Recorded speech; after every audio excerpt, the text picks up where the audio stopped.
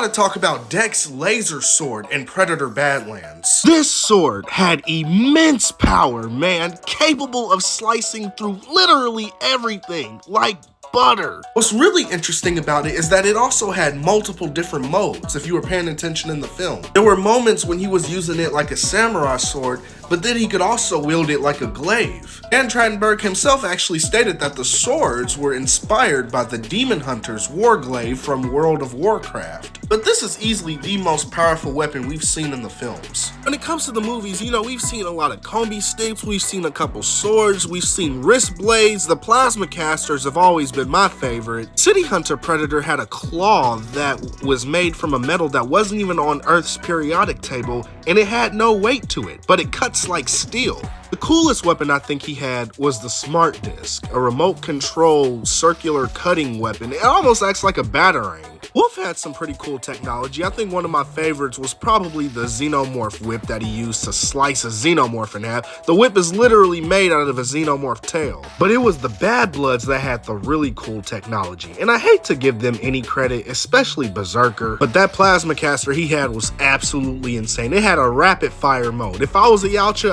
I would want that plasma caster. The biomasks were really cool too because they could not only see footprints, but they could see heartbeats too. So it's not just limited to heat signatures. Even though Royce was completely covered in mud, he still saw his heartbeat, so he knew exactly where he was. But all of that pales in comparison to Dex's sword. This thing sliced through literally everything. The Callisk, the Ludabug, the freaking trees. Wolf didn't have any sort of blade that was completely slicing through a tree trunk. At least none that we saw. We have to go by what we actually saw. Now, both Wolf and Scar had acid-proof shurikens, which were really cool. I mean, those things, they could be used to take out an entire Xenomorph fleet if used properly.